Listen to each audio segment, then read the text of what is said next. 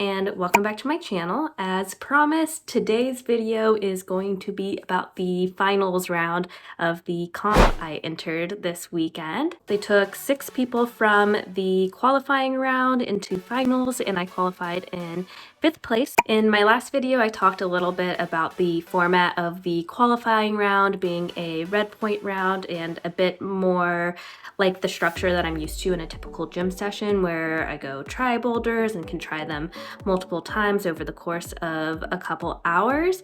And the finals round is going to be completely different. So it's an on-site round. I'm not 100% sure about the format, but generally the way it works is the finalists are put in an isolation zone so that we can't see other people on the climbs.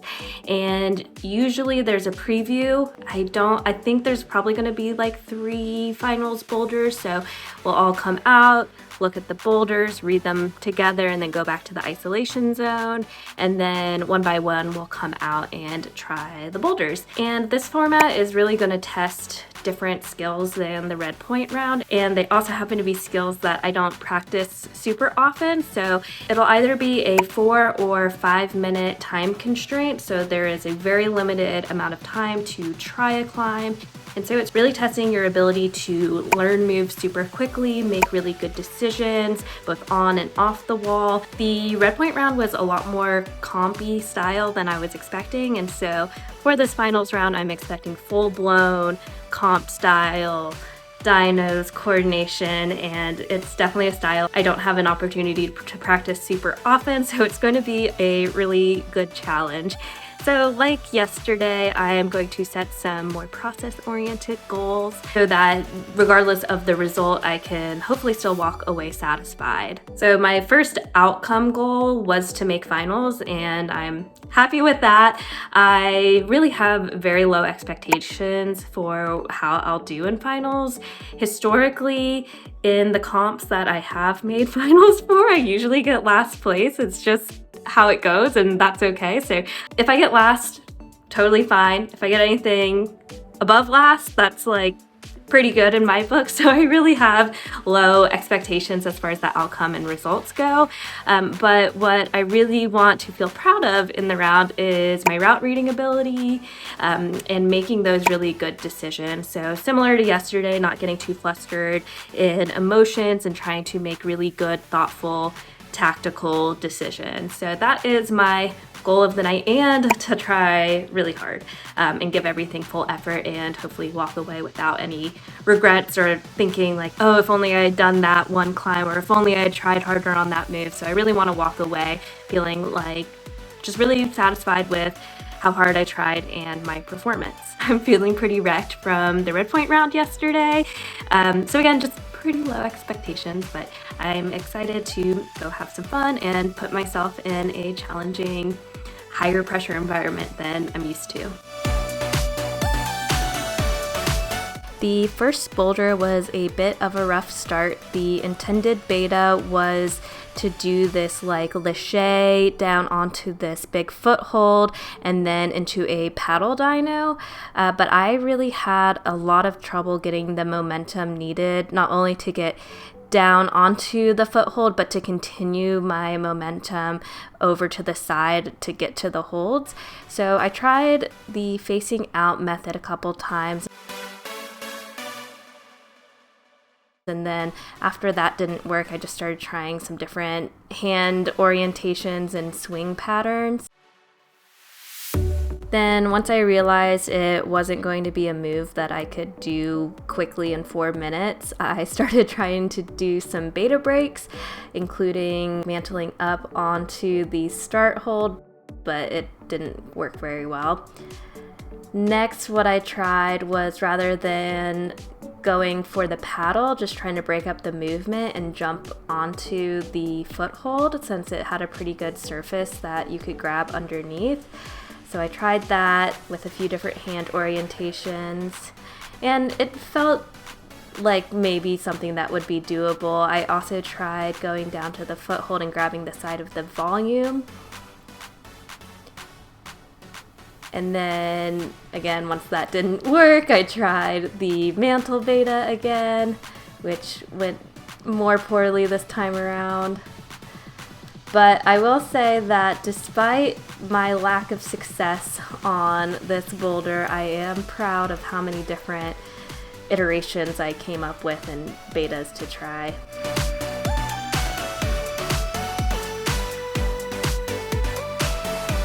Our second boulder was on the steep part of the wall, and it ended up being just a power boulder.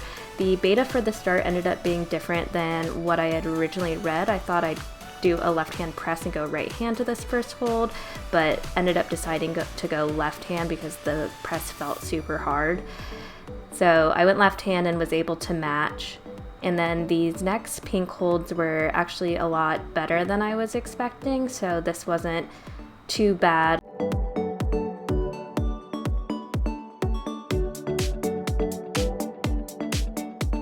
And then the zone hold also was a pretty decent hold, and then I was trying to figure out how to get over to the next foothold. I ended up deciding to go for the hand first before moving the foot, but then ended up feeling pretty stuck in the heel hook.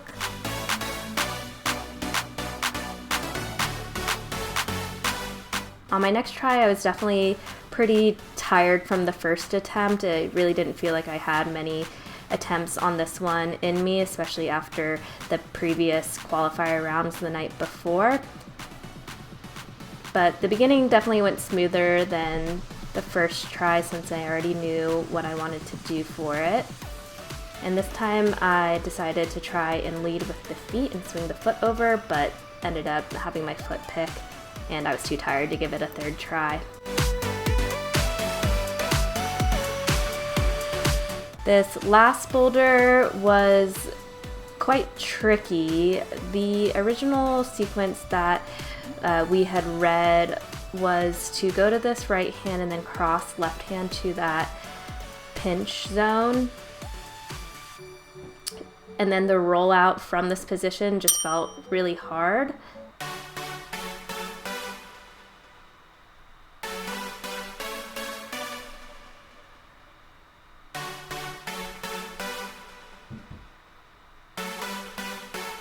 I ended up deciding to try it again with the same beta. I was definitely closer on that go, but it felt just super physical.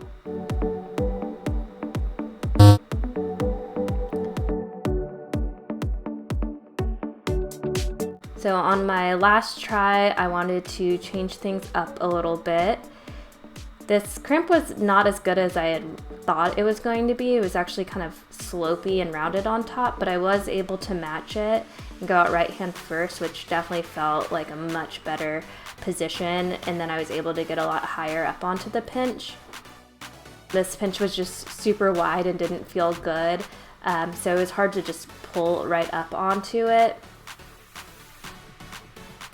And I think I wasted too much energy to be able to do the next move, which was to come in super tight. So those were my finals boulders. I wanted to try the paddle again after the comp because at the very end I thought I had maybe come up with a beta that would work, which would be to just span to the blue hold. But I actually don't think that would have worked. So I actually felt okay with my performance, but I had Davis get on the boulder after the fact just to show you all what it was supposed to look like. So here's the intended paddle. And then I also just wanted him to display the proof of concept. So here's the spanning to the foothold, and also him doing the top of the boulder so you all could see what that looked like as well. I actually didn't get to see the other girls on it, unfortunately, because we just ran one boulder at a time, so we spent most of it in ISO, but 4 of the girls were able to top this boulder. And then here is the last proof of concept of the jump down. And then here's me trying the end of the boulder. So I don't think I could have done it anyway, so it's fine.